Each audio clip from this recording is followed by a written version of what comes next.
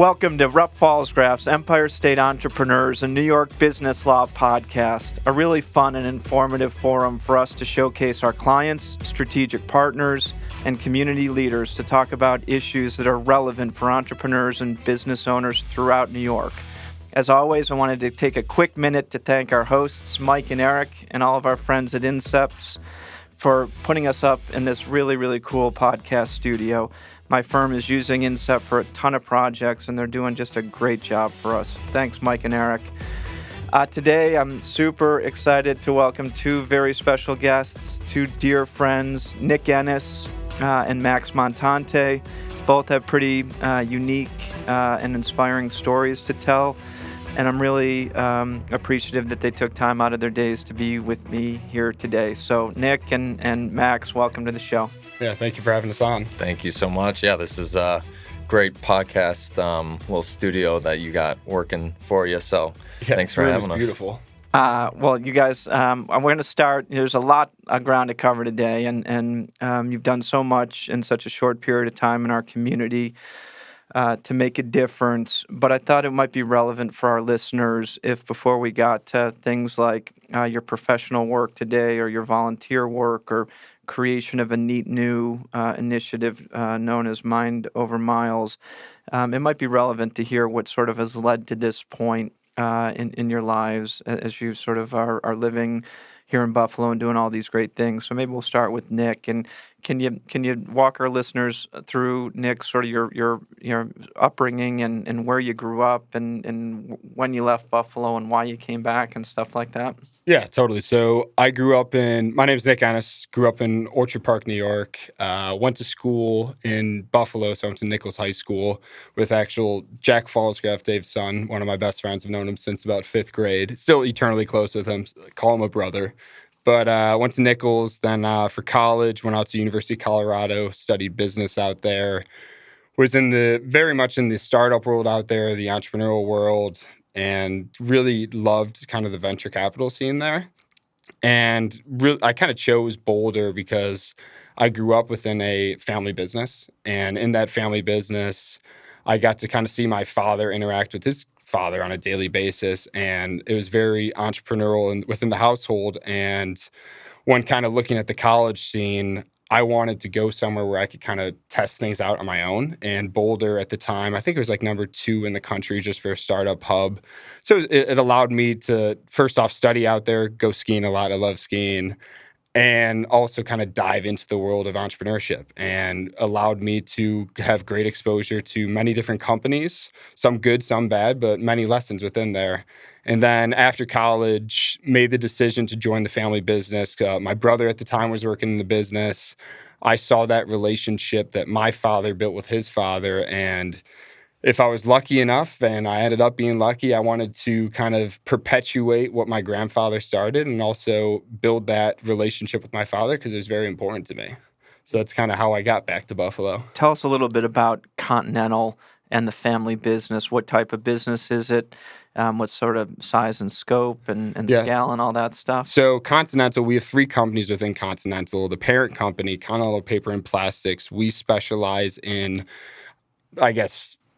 packaging, and within that packaging we do kind of end-to-end systems in terms of equipment, and then we marry that equipment to the materials running on it, and we have engineers across the country and salesmen across the country that service equipment, audit equipment, and just deliver cost savings to our customers, deliver efficiencies to our customers in terms of yield, in terms of many different aspects there. And then we have a recycling division that complements the packaging side very much so, because any product we're selling into any of our customers on the packaging side, we also want to buy back those materials. And I guess the whole world's on a recycling kick now, but we've been lucky enough that we've been doing recycling for about 30 years or now. And many people look at recycling always as a cost for many manufacturing sites. We look at it as a profit stream, and a profit stream that we could tie to an index so that there's a lot of transparency in that spending and also a yield on those materials.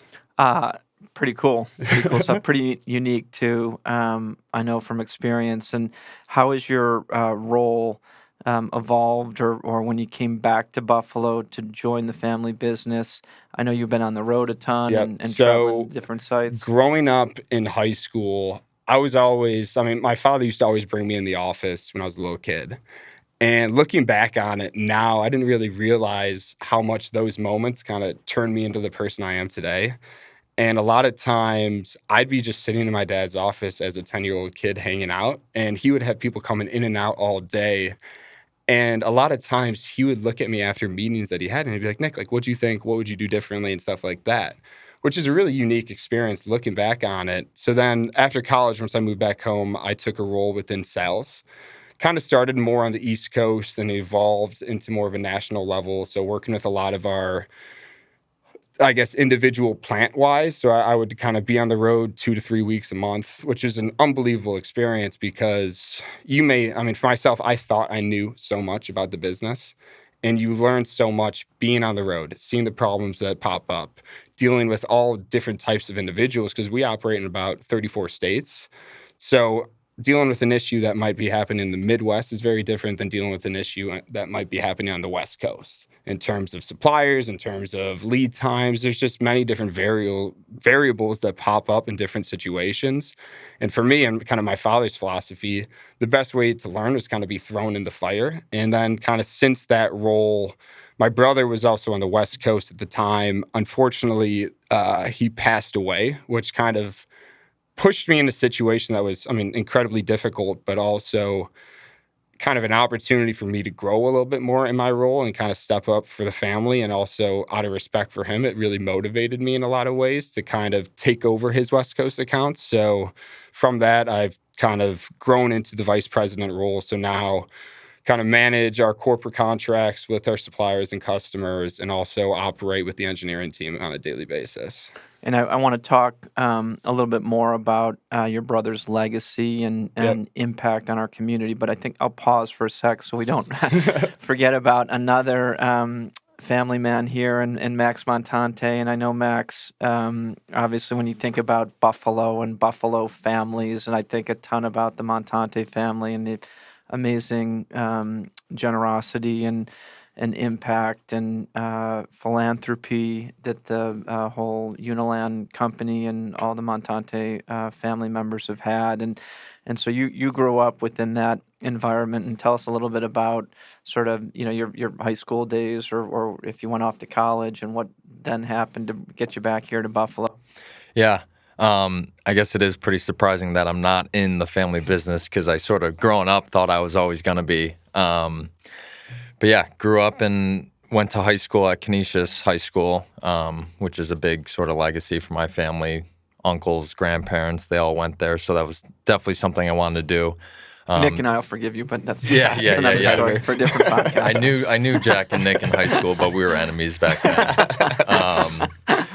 But yeah, as went to Northeastern University in Boston, and throughout the summer I did, like an internship at Uniland in like a marketing role. And then as I was going through college, I was sort of thinking of how I was starting to plan my life essentially.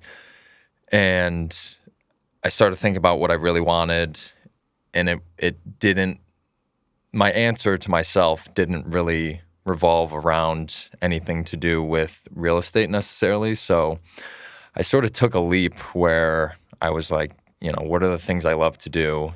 And my answer to that was I love, taking photos and videos of my friends already. I love doing adventurous things, sort of anything to do with adrenaline. I'm like an adrenaline junkie, so I love all that. And that's sort of where I came up with the marriage of photography and videography, because it would allow me to continue to travel, which is another thing I love to do, and I guess just take photos and videos of other people doing, crazy adventurous things.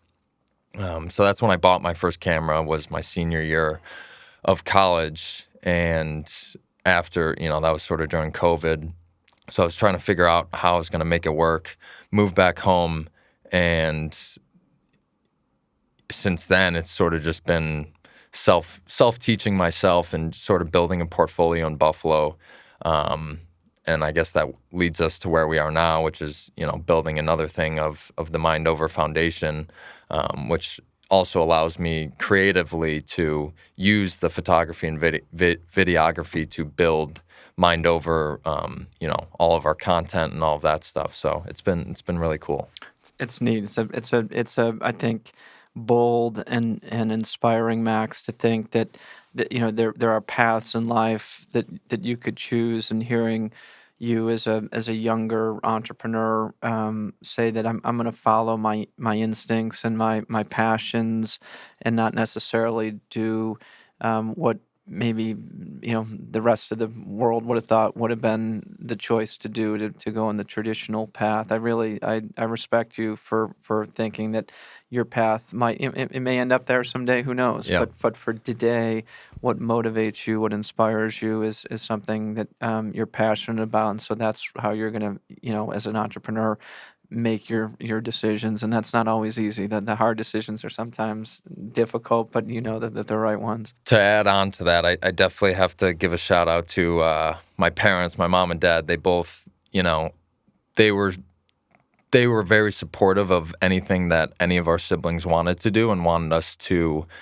figure out exactly what we wanted to. They had no expectation of, us going in the family business. Neither did, aunts, uncles, or grandparents, which I'm eternally grateful for, because I definitely felt, pressure from the outside, from other people, sort of thinking that that's something I should be doing to, continue that legacy on. But I definitely have to thank, my parents and entire family for sort of raising me to just go after what I wanted to do. So I think that's definitely a big reason for sort of my entrepreneurial spirit and all that. It's a great lesson, so valuable, and it can be paid forward to, certainly for generations. Before we get to Mind Over, how did you guys meet? Like, how did this partnership and friendship? It's kind of a perfect storm, honestly. Yeah. No, I mean, not so perfect in terms of situationally, but for myself, I kind of alluded to the fact that I lost my brother about 2.5, almost 3 years ago, coming up in March. And a couple of years prior to that, I kind of got into working out. I was kind of novice to working out. And my response to his passing was kind of like, I'm going to pour gas into going to the gym a ton, just because I knew I was kind of lost. I was very emotional and kind of angry sometimes. And I just knew this is a good outlet for me. And it was a routine I'm happy I had before that. And Max and I just kind of met at the gym. I mean, we both knew each other growing up. We weren't best friends by any means. We were always friendly with each other. But I know Max was going through some personal things on his own side too. And it was kind of just a perfect storm that we started connecting and we started working out together.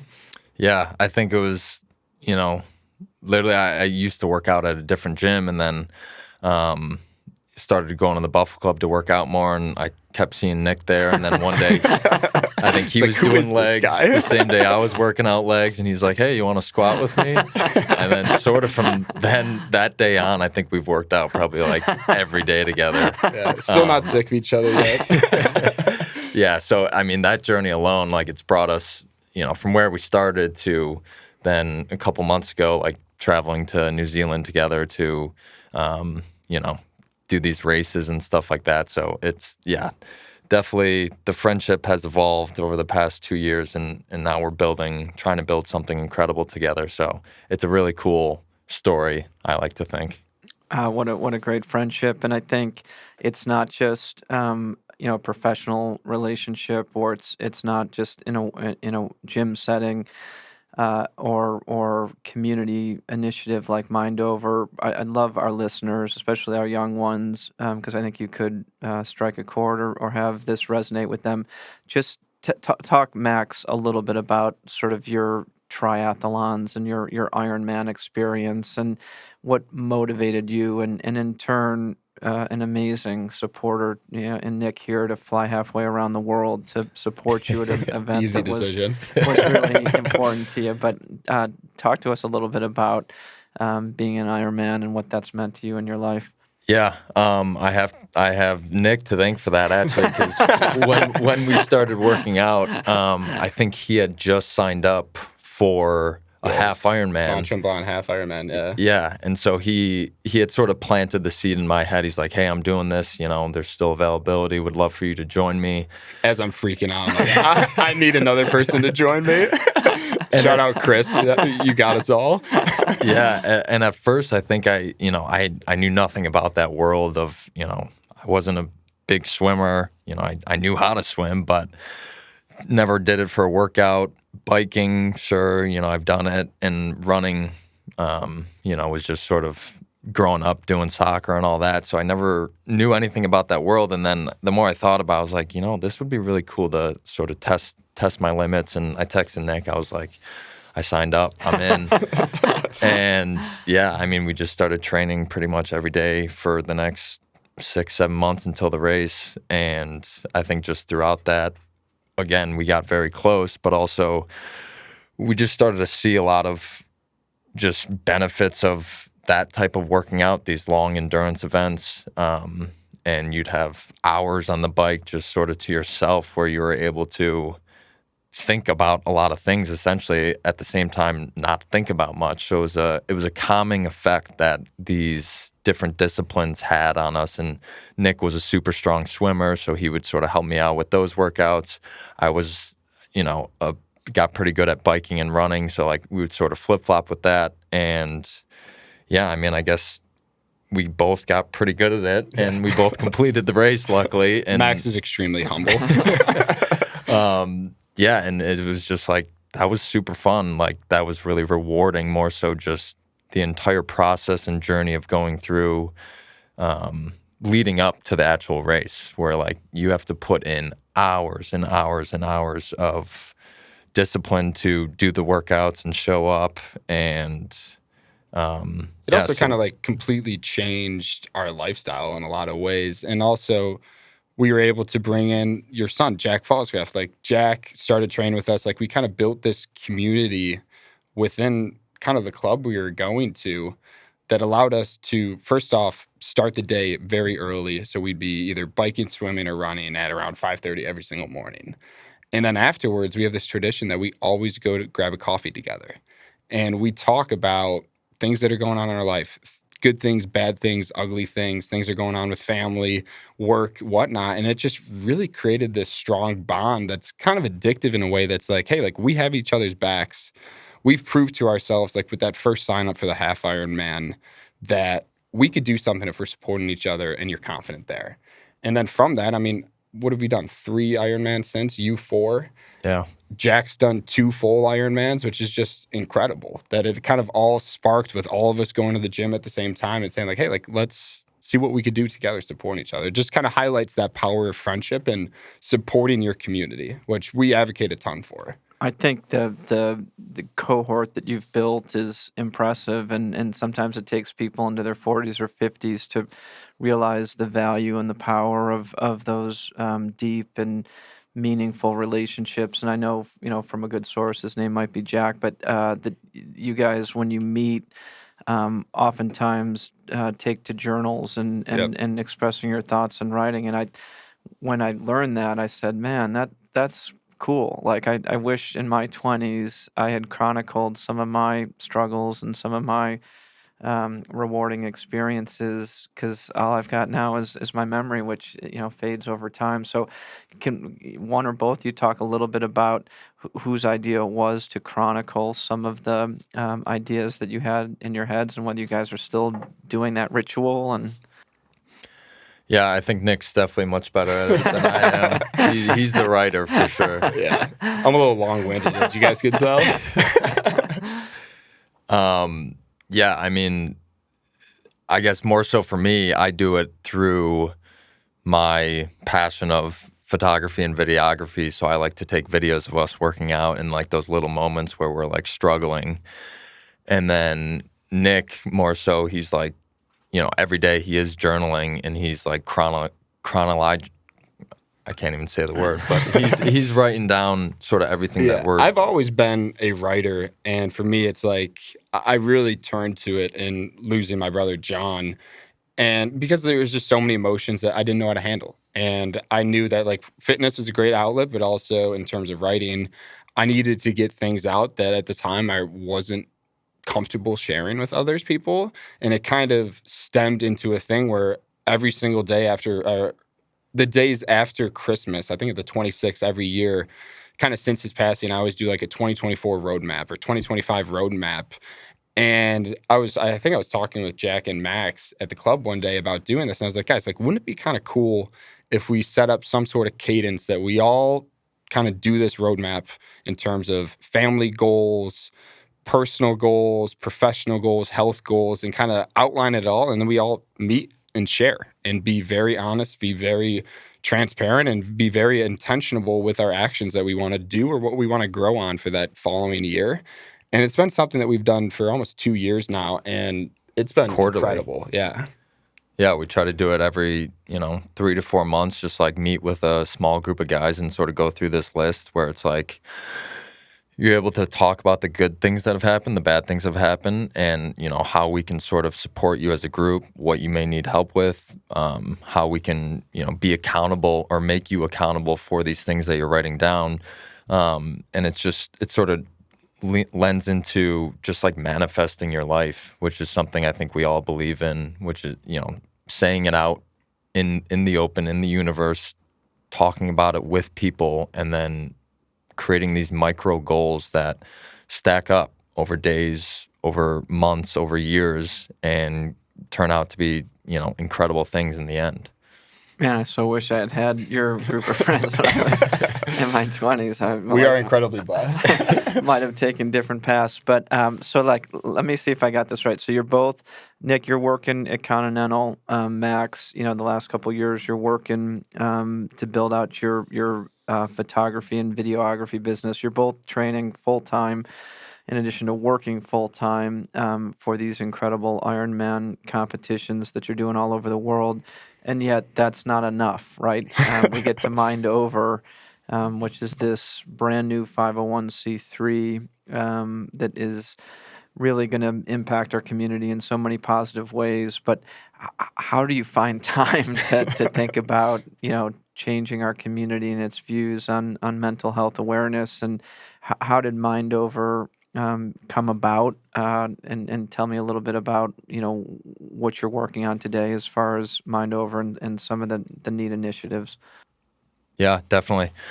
I guess it started with an idea in my head where I was leaving an event that I was doing photos for, and it was called Muddy Buffalo, where it was at Buffalo Ski Club. There was a bunch of obstacles, so people are running through mud and doing, 60 plus obstacles for, I think, over 5 miles.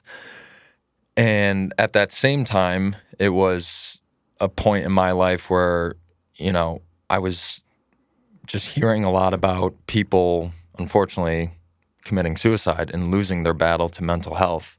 And it was something I was super passionate about. It hit close to home. And so on that drive home, I had a long drive home, and I was just sort of thinking about how I can sort of pair those two passions of wanting to help people and how much, fitness and movement has sort of been a tool for my mental health. And that sort of sparked the idea of, why not do something super crazy of running for 24 hours straight and trying to raise money while doing that. And I think I let it marinate in my head for a couple days, and then Nick and I, after our workout, we were in the sauna or the steam shower, and I sort of looked down and was like, "Hey, I got something on my mind. Like, I gotta run it by you." When he says those words, it's always like, "All right, giddy up, here we go." Yeah. So I told Nick, and like without skipping a beat, he was like, "Let's do it." And I think that was like close to the new year of 2024, and right after that we were just like full steam ahead, like, how can we make this work, how can we make this happen? And so we reached out to Delaware Park, found a time that worked for them, and then just went through the process of trying to raise money, trying to market it, trying to make it an actual event. And we successfully, by the skin of our teeth, somehow pulled it off. And with Nick, Jack Jack and I all ran 24 hours and were able to raise over $60,000 for two great causes in Buffalo, the American Foundation for Suicide Prevention, and then the Oshai Children's Hospital, the psychiatric clinic. And just throughout that whole process of, the journey of trying to create that event, and then the journey of the 24 hours, and even after that, listening to people talk about how much it inspired them, we sort of knew we had something pretty special and unique. And that's where, we all sat down. We're just like, this needs to continue. Like, we have something here. And so we're like, let's make it a official 501c3 and try to keep pushing initiatives to help people and inspire people, and use, that mantra, that movement is medicine, and see where we can take it. Remarkable. Just remarkable. If we had more young professionals doing what you guys are doing, our community would be such a better place. So thank you for being trendsetters and for inspiring all of us. I want to hear more about sort of 24 miles in Delaware Park and running. How many miles did you guys finish? And are we doing this again this year? And can I walk for a couple miles with you? Nick, so tell, what day did it go down? And do we have one last scheduled for year, this year? it was, April 13th? 12th to 13th? Yeah, 12th, 13th. It was right before Max's 25th birthday. And we did it in April because he wanted to run for 24 hours on the last day of his 25th birthday. So that might give a little insight of how we think about things. But no, I mean, the day was incredible. I mean, everything stemmed from kind of what started 2 years prior with Max and I working out, then Jack joining us, and kind of the benefits that we saw. And we're like, hey, when Max told me that about his idea, I was like, we kind of have to do it because it's been so beneficial for us. And if we could bring any light into the mental health conversations, or make it even just a little bit more relatable and approachable, and kind of share tools that we've learned in our experiences and help anybody, I mean, we're like, yeah, we got to do it. But the actual event, I mean, neither of us have ever ran an ultra before. And it was an experience, to say the least. And I'm a person that Max is a very, very humble individual, very good at running. He was just in the Ironman World Championship in New Zealand. I was carrying his bags in the airport for that experience. But it was an honor and privilege, let me tell you. But for the actual race day, we didn't market really a ton. And a couple of days prior, we got asked to be on the news channel, and it was kind of like a snowball effect. I mean, we were at $20,000, I think, and then within 48 hours, we almost doubled it, and we ended up at $65,000 total. Incredible. Which is just incredible. It really just highlights, I mean, the community that we have here in Buffalo. But also, the day of the race, all of our friends came out, our family came out, random supporters came out and helped us set it up. I mean, this was new for all of us. We've never hosted an event. We've never ran a foundation. Everything was new experience for us, which was unbelievable. But what really touched me the most, and I know Max was really inspired by this, was the individuals that we did not know that showed up. And there's a couple specifically that were with us running at 2 a.m. and sharing their stories about life, about the good things, the bad things, what fitness has done for them. And it kind of just alluded to the fact that everyone's going through situations, adversities, many different aspects of life that if you come together as a community and talk about it, there's beautiful, beautiful things that could stem from it. And I mean, I know you have some other experiences from the race that you might want to touch on, but it was beautiful. Yeah. After the 24 hours, originally my goal was to run 100 miles throughout that 24 hours, and sort of quickly realized as we were running that I don't think we were going to hit that. It was... Yeah, I'm giving Max a side eye while we were running that. It was a battle. I mean, the weather wasn't the greatest, but it was one of those things where we were just so grateful that, we were able to pull it off, and it all came together, and just like the support of everyone that came out sort of pushed us through the entire 24 hours, where there was no failing for us, because we already sort of achieved our goal, which is just like spreading the message. And So it was 24 miles or 24 hours. I think it was a little over 80 miles, and we were able to dedicate each lap to someone that unfortunately lost their life to the mental health battle, and it touched a lot of people that would come up to us or text us after and just be like, hey, I was planning on coming for a couple hours and walking. I ended up doing 26 miles. Like this was, it just like inspired me. And so amazing. And that's like the driving force for us is we can see it unlock something in people and we sort of see their eyes light up like, I can do this. A lot of people put these constraints on themselves where they're like, I can't run a marathon. I can't run 30 miles, but it's like your mind can do so much more than what you think. And we want to be sort of that thing that pushes those people past that limitation that they're putting on themselves. And that's one of the biggest messages. And then it's sort of snowballed into just trying to get it out more and do it again. So we will be doing a second annual Mind Over Miles in May this year, which hopefully I won't do it for my birthday this year. We'll push it off. As we had last year, I think we had snow, rain, some sun in there. It couldn't have gone better. So it's the plans are in the works for Mind Over Part 2. May. In May. I don't want to say the date just yet. It should be May 17th. I guess I did just say the date. Just have to finalize a couple things, but that should be the date. And we got, a lot of plans to just make it better. Hopefully get more people out there, get some corporations to do some relays. Rupp Falsgraf can have someone every Just lap. Don't give me the 2 to 5 in the morning shift. So I need whatever you easy want. Shift. I'm sure you can go the whole 24 hours with us. We know how you can work out. How can our listeners support you? Like, what are ways in which if someone listening here today says that message is inspiring and motivating, I'd love to meet those guys or support them in Mind Over. Is there a group or is there ways in which people can get engaged and involved in what you're doing? Yeah. Go ahead. Yeah, so we do have a website up now. It's mindoverfoundation.com. So if you go on there, you could reach out. Also, Buffalo is a small enough town. Pretty much everybody's connected between one or two different people. The big thing for Max and I, Jack and Griff O'Brien also, who's also kind of behind the scenes helping us out here, is we don't know what we don't know. And we're very passionate. We love talking and sitting down with individuals and hearing their stories.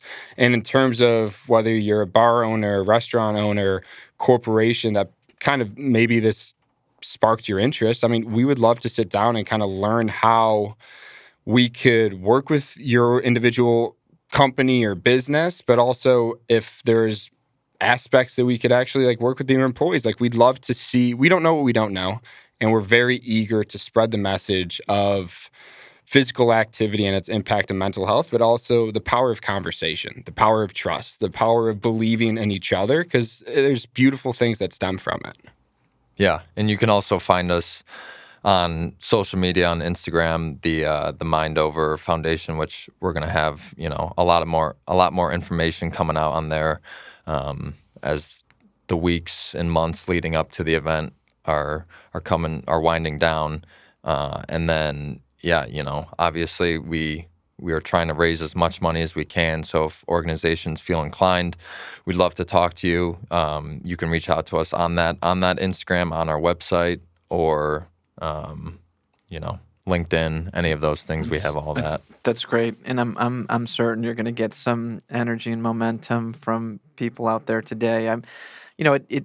It isn't lost on me that the generation I grew up in, mental health wasn't really talked about a ton, and I don't think for the better, for the worse. And I so admire not just the two of you, but your generation for being much more open to having those types of difficult conversations. So I'd love both of your perspectives on sort of, this mental health is it doesn't discriminate.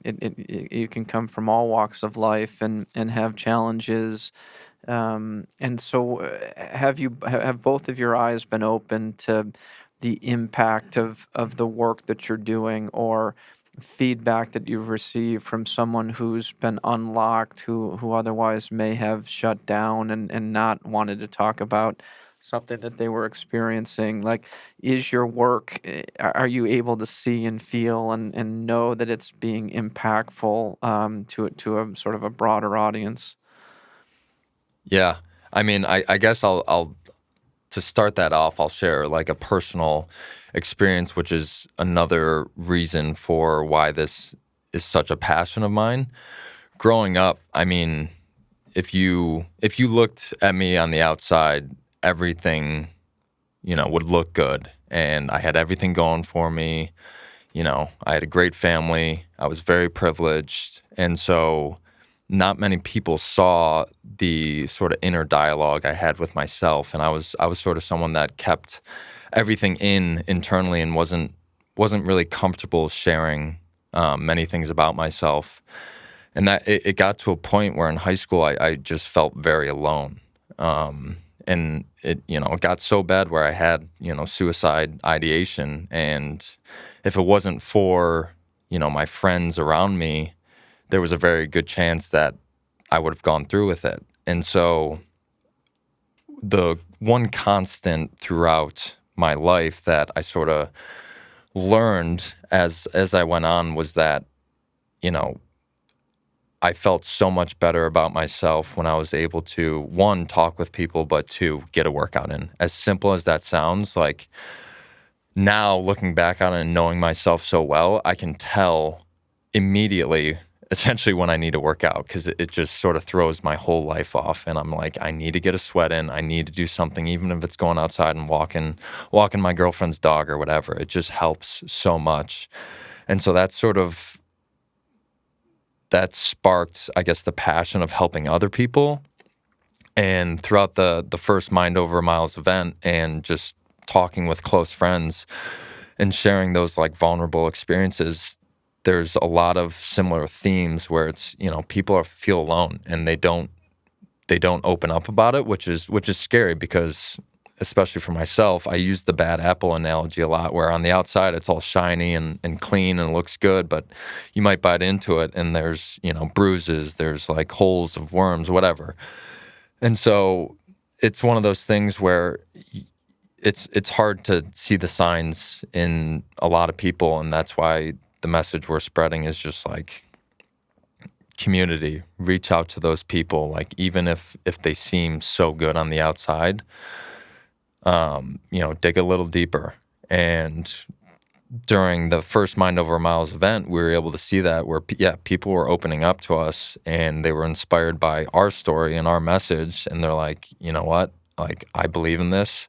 I'm going to sign up for an Ironman. And someone actually reached out to me recently and they were like, hey, let me know when the next event is happening. Like, that event last year was so inspiring. I signed up for a marathon and a half Ironman this year. So it's like, it definitely is having an impact on people. And even more so, not even physically for some people.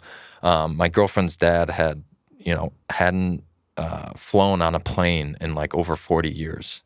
And he had told me on like the last lap, he's like, man, like this is inspiring. Like, I want to face my fears. And so that summer he got on a plane, sure enough. Incredible. And, went on a trip finally without having to take an RV or drive there. And it's just those little things where it makes Nick and I just fired up and want to keep pushing this message and keep, doing what we're doing because we know it is helping. I don't know if you have anything else to add. No, I would kind of say, like, off what you were saying, like, the amount of people that shared their stories and also had personal records in the first annual run was incredible. And it was equally as inspiring for us both seeing that and witnessing that. And just, I mean, it really makes us want to pour gas on this cause, and just in terms of unlocking confidence in a lot of people. Because for myself, like, I wasn't the most confident because I was out of shape a lot of my life. And once I started to work out, like it's kind of like a snowball effect. It's like you learn that change will happen, change can happen. Like you just have to be the driver of that change. And once you want it, like there's really anything that's possible, which is the beautiful thing within it, and something that, I mean, we just want people to find that inner power within themselves, and we're equally as inspired from their movements and their actions. I think both, such meaningful impact that you've had and continue to have. Advice for others who are going through maybe tough times, or maybe there's, an entrepreneur that's listening today, guys, that wants to do more or continue to build his business, but also get involved in helping others or doing community outreach. Like any advice for that person who, is struggling or having a hard time both with building a business Yep. and having something else to be motivated or inspired by. You've been through it, and it's and a journey that's been an incredible journey, and at such a young age had such meaningful experiences. Can others of us do that too?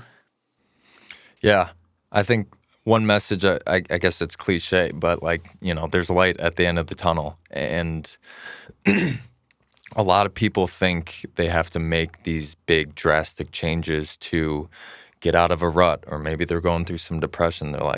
It's so overwhelming that they think such a big change needs to happen, when in reality, we like to think about it as just many micro habits or micro goals, where it's, it could just be getting out of bed for 5 minutes. If you're so stuck, then, make that your goal. Get out of bed for 5 minutes, or walk around the house, or walk around the block.